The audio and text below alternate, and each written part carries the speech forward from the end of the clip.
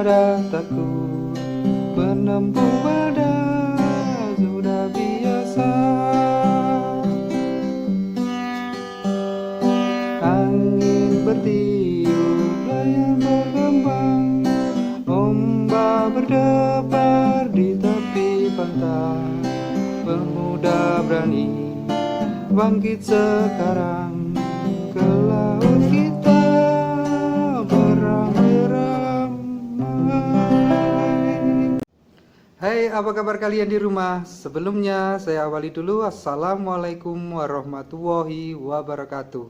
Semoga kalian tetap semangat dan selalu berdoa meski pada musim pandemi ini. Mohon maaf ya, suaranya jelek, menyanyinya jelek sekali. Kira-kira siapa yang tahu lagu ini yang saya nyanyikan tadi? Nenek moyangku seorang pelaut.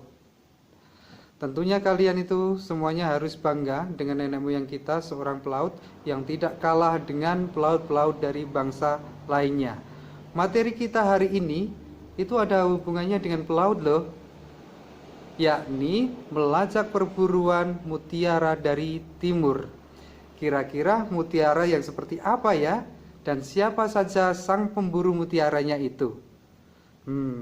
Ternyata dulu bangsa Indonesia, negara kita ini banyak turisnya loh.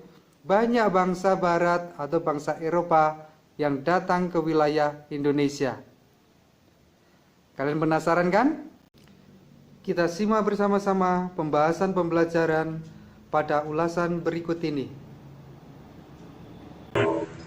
Hai siswa-siswiku, meskipun pembelajaran kita masih daring, Pak Rudi ingatkan jaga kesehatan kalian dan terus taati protokol kesehatan. Semoga kita dapat cepat kembali berkumpul dalam pembelajaran seperti biasanya di sekolah kita yang tercinta, SMA Negeri 1 Candi Roto. Baik, untuk pembelajaran kita hari ini kita akan membahas seperti yang saya nyanyikan tadi, apa hubungannya materi kita dengan para pelaut, seperti apa mutiara yang mereka cari, siapa saja para pemburu mutiara itu, dan dari mana saja para turis yang berbondong-bondong menuju ke Nusantara. Mari kita simak dan cari tahu dalam pembahasan yang sudah saya siapkan berikut ini. Baik, kita mulai pembelajaran kita hari ini. Dalam pembelajaran awal kita akan membahas materi kita dengan judul melacak perburuan mutiara dari timur.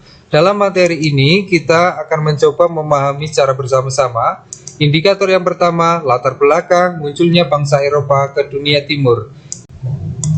Ya, indikator yang kedua adalah pengaruh paham kolonialisme dan imperialisme yang mempengaruhi bangsa Eropa datang ke wilayah Nusantara.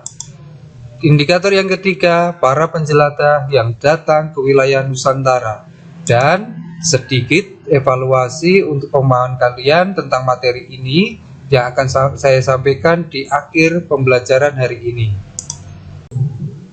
Ya, ngomong-ngomong tentang pelaut, baru jadi ingat tokoh kartun masa kecil saya yang suka makan bayam, jadi kuat dan mengalahkan lawannya si Brutus. Para pelaut ini itu disebut penjelajah samudra. Para penjelajah samudra ini itu mencari mutiara sampai ke timur sini. Apakah mutiaranya seperti ini? Dan ternyata mutiara yang mereka cari itu seperti ini.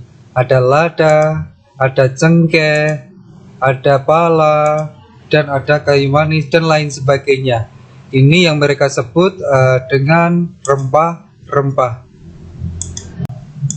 Rempah-rempah ini, mengapa mereka sampai jauh-jauh datang ke sini untuk mencari ini? Pasti mempunyai kegunaan yang sangat penting bagi bangsa Eropa di sana ya. Kalian tentu tahu musim di sana itu dingin. Mereka menggunakan rempah-rempah ini selain sebagai bahan masakan, mereka juga digunakan sebagai obat. Nah, ini untuk menghangatkan tubuh mereka. Ya, apa penyebabnya mereka jauh-jauh datang ke sini? Pasti ada alasannya. Faktor-faktor yang mempengaruhi atau latar belakang masuknya bangsa Eropa ke Indonesia. Yang pertama, yakni jatuhnya pasar besar di Eropa, yakni kota Konstantinopel, jatuh ke tangan bangsa Islam, yakni Turki Utsmani. Jadi di Eropa sana mereka tidak diizinkan untuk masuk ke Konstantinopel dan akhirnya membuat kelangkaan atau mahalnya rempah-rempah di Eropa. Yang kedua, kisah perjalanan dari seorang tokoh Italia, Marco Polo, ke dunia timur. Itu yang menyebabkan para orang-orang Eropa memberanikan dirinya mencontoh dari Marco Polo. Yang ketiga, yakni pernyataan bahwa bumi itu bulat, yang memberanikan bangsa Eropa untuk berlayar dari satu titik. Pasti mereka meyakini akan kembali ke titik itu semula. Selanjutnya, yakni penemuan ilmu pengetahuan. Ada kompas, arah pelayaran, ada pembuatan kapal karavel itu sendiri, dan yang terakhir yakni semangat untuk balas dendam atau reconquista, yakni semangat untuk menaklukkan bangsa Islam akibat dari kekalahan perang salib sebelumnya di seluruh dunia. Selain dari faktor-faktor penyebab tadi, bangsa Eropa juga mempunyai motif pendukung bangsa Eropa untuk menjelajahi samudra, yakni 3G: gold, glory, dan gospel.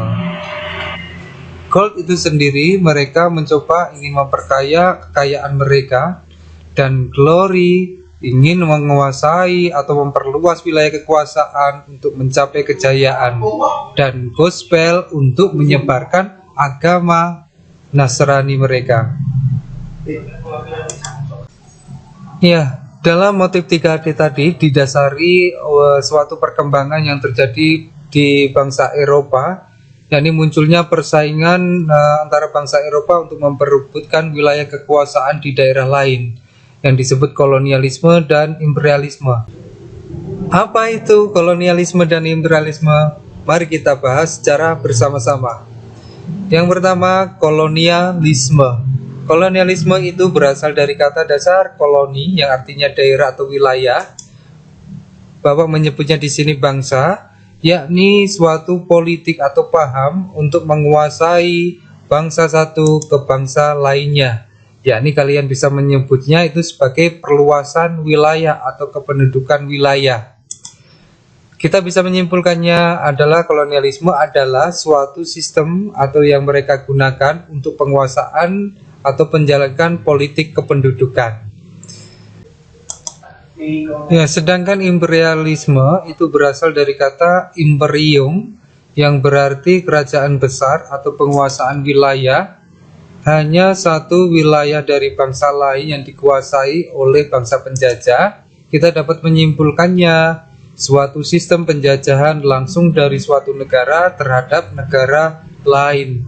Jadi perbedaannya dengan kolonialisme dan imperialisme itu di pendudukannya. Kalau kolonialisme memperluas wilayah dari bangsa satu ke bangsa lainnya, kalau imperialisme memupuk kekayaan sebanyak-banyaknya dalam taraf logam mulia ya pada bangsa lain. Kalau persamaan dari kolonialisme dan imperialisme, kita bisa menyimpulkan sama-sama paham yang digunakan oleh penjajah dalam menguasai suatu wilayah atau bangsa lain.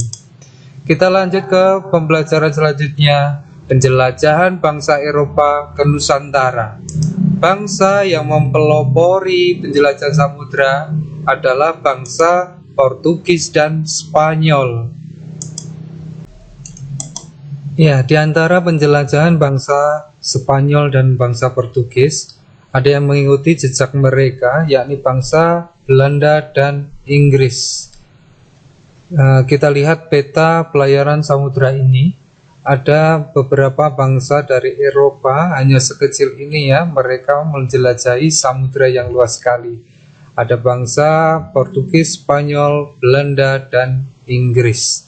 Kalian bisa lihat kalau arsiran yang garis putus-putus, titik putus-putus itu Belanda, ada yang warna biru itu Spanyol, dan ada garis putus hitam itu Inggris, dan garis hijau itu Portugis. Kita fokus ke pelopor penjelajahan samudra dahulu antara Portugis dan Spanyol. Mengapa jalur dalam penjelajahan Portugis dan Spanyol ini berbeda arah pelayarannya? Kalau Portugis itu dari ke selatan menuju ke wilayah timur. Kalau Spanyol menuju ke wilayah barat dunia. Kita akan cari tahu penjelasannya pada slide berikutnya, yakni adanya suatu perjanjian yang dinamakan Tordesillas. Ternyata bangsa Eropa itu adanya persaingan dalam perdagangan mereka di Eropa, yakni antara bahasa Portugis dan Spanyol itu.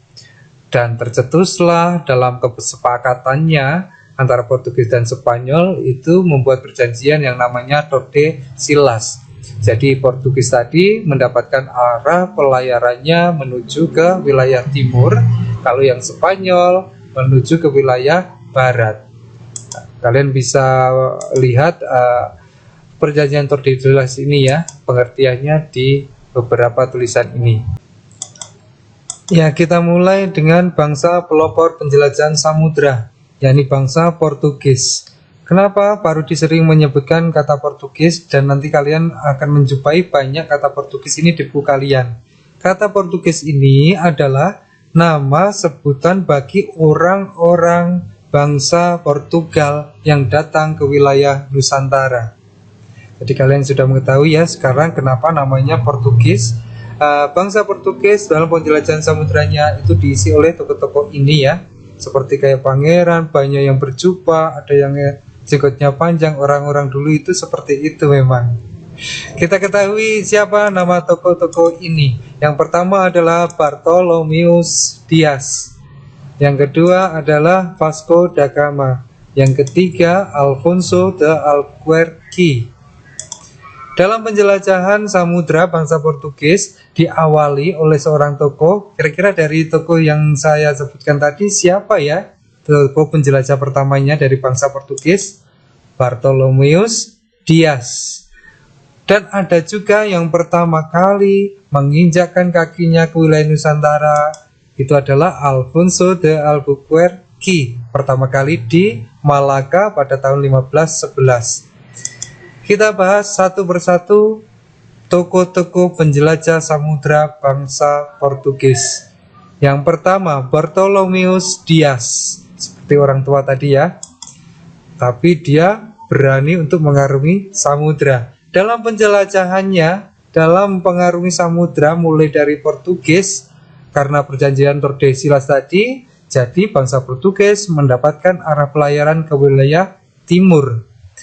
Dia dari Portugis menuju mengitari dari benua Afrika dan sampailah ke selatan Afrika, dan di sini ternyata ada ombak besar dan Bartolomeus Dias mengurungkan perjalanannya dan kembali ke wilayah Portugis ini dan menamakan ada ombak atau lesung besar di laut selatan Afrika ini dengan nama Cape Hope atau Cape Town, Tanjung Harapan. Dalam penjelajahan berikutnya dilanjutkan oleh tokoh Vasco da Gama.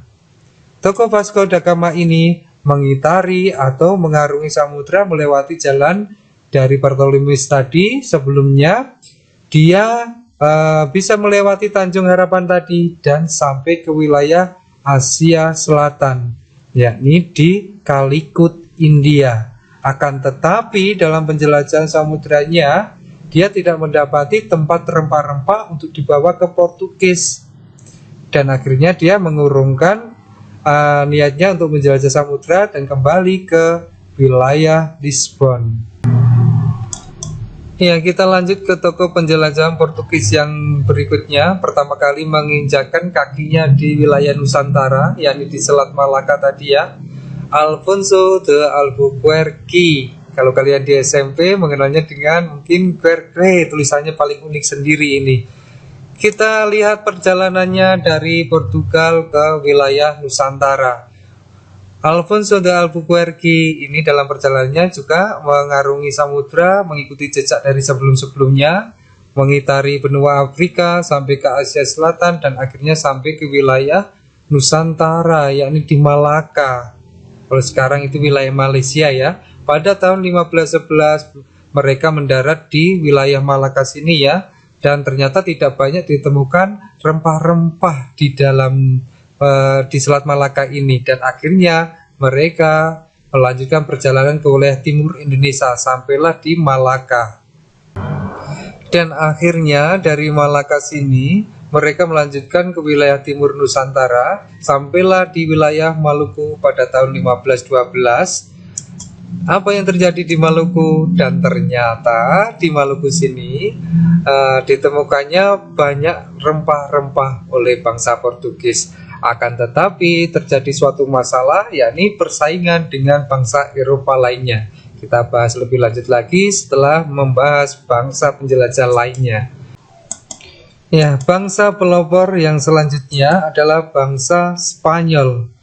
Kita ketahui tokoh-tokohnya ya, kalian pasti ingat waktu SMP ada Christopher Columbus. Ya, yang kedua Ferdinand de Magalhães dan ada Juan Sebastian Elcano. Siapa tokoh pertama penjelajah bangsa Spanyol dan pertama yang masuk ke wilayah Nusantara? Ya, kita ketahui bersama-sama yang pertama kali melakukan perjanjian atau penjelajahan samudra itu adalah Christopher Columbus. Tentu kalian masih ingat dalam perjanjian Tordesillas ya, bangsa Spanyol berlayar ke arah barat dari negaranya. Siapa yang menginjakkan kakinya pertama kali di tanah Nusantara? Juan Sebastian Elcano. Ya, pertama kali tiba di Maluku ya pada tahun 1521. Ya, kita akan membahas satu persatu tokoh perjalanan dari bangsa Spanyol. Yang pertama yakni ke Christopher Columbus. Kalian pasti tahu ya, Christopher Columbus di SMP dulu, dia adalah penemu benua Amerika. Nama Amerika ini sendiri itu dikasih namanya dari asistennya, yakni Amerigo Vespucci. Kita lanjut profil lengkap dari Christopher Columbus itu. Christopher Columbus dibekali oleh Ratu Spanyol, yakni Ratu Isabella, dengan 3 buah kapal beserta awak kapalnya. Namanya unik, nanti kalau kalian mempunyai anak kembar 3, kalau ngomongin anak ya, nama kapal ini adalah Maria, Pinta, dan Nina. Kita lanjut lagi, kedatangan Columbus di dataran Amerika, dan ini Kepulauan Bahama ya, bisa ilustrasinya seperti ini. Tokoh yang kedua penjelajahan samudra dari bangsa Spanyol yakni Ferdinand de Magalhães. Dia melanjutkan perjalanan dari Columbus dari benua Amerika menuju ke wilayah barat, yakni sampailah ini ke wilayah Asia Tenggara. Dari perjalanan Ferdinand de Magalhães itu sampai ke wilayah Kepulauan Filipina atau di Manila. Ternyata dalam perjalanannya di sini mereka diserang oleh suku asli Filipina, dan dalam beritanya Magalhães ini terbunuh oleh suku asli Filipina, dan yang bisa melarikan diri adalah anak buah kapalnya yang bersama Magalhães yang sampai ke wilayah Nusantara, yakni Juan Sebastian Elcano, yang pertama kali menginjakkan kakinya dari Filipina menuju ke wilayah Maluku pada tahun 1521 tadi. Di Maluku ini dia sampailah ke wilayah Tidore. Ternyata dalam persaingan yang saya sebutkan tadi di sebelumnya itu terjadi kembali antara Spanyol dengan Portugis. Portugis yang terlebih dahulu masuk wilayah Nusantara, yakni berada di Ternate, dan Spanyol tadi berada di Tidore ya, saling membantu dan saling melakukan kerjasama antara kedua kerajaan ini. Kalau Bapak menyingkatnya tadi, menyingkatnya ya untuk menghafalkannya, kalau yang Portugis itu dengan Peter, Portugis dan Ternate. Kalau yang Spanyol STI, Spanyol dan Tidore. Mereka melakukan suatu persaingan dalam perdagangan, dan akhirnya yang memenangkan persaingan perdagangan di wilayah Maluku ini adalah bangsa ya Portugis. Datang Portugis ini memenangkan dalam kesepakatan dalam perjanjian Saragossa. Masih ingat ya Saragossa di SMP ya? Yakni Portugis memiliki hak wilayah Maluku dan sampai ke selatan. Dan Spanyol disuruh untuk kembali ke wilayah pertama kali dia di Asia tadi, di Kepulauan Filipina, Manila, sampai ke wilayah utara. Demikian pembahasan tentang bangsa pelopor penjelajahan samudra. Ternyata mutiara yang mereka cari itu adalah rempah-rempah. Kalau kita menyebutnya di Jawa itu empon-empon ya, mungkin yang perempuan tahu. Di dalam materi yang kita pelajari, siapa tadi ternyata yang sang memburunya itu adalah bangsa-bangsa Eropa. Kita mengetahui ada Spanyol, Portugal, ada Inggris dan Belanda. Demikian pembahasan secara bersama-sama tentang bangsa pelopor penjelajahan samudra. Untuk evaluasi kegiatan kalian di rumah agar lebih memahami secara lengkap materi yang kita pelajari secara bersama-sama ini ya, kalian untuk absen ganjil kalian bisa mengerjakan nanti bangsa Portugis dan bangsa Inggris, dan untuk absen genap bangsa Spanyol dan bangsa Belanda. Kalian ilustrasi petanya nanti sudah saya siapkan dan cerita perjalanannya di bawah petanya dengan instruksi di bawah ini ya. Buatlah nanti, ini sudah saya siapkan, kalian bisa download, bisa diedit, langsung di print, atau buat di folio sendiri juga boleh.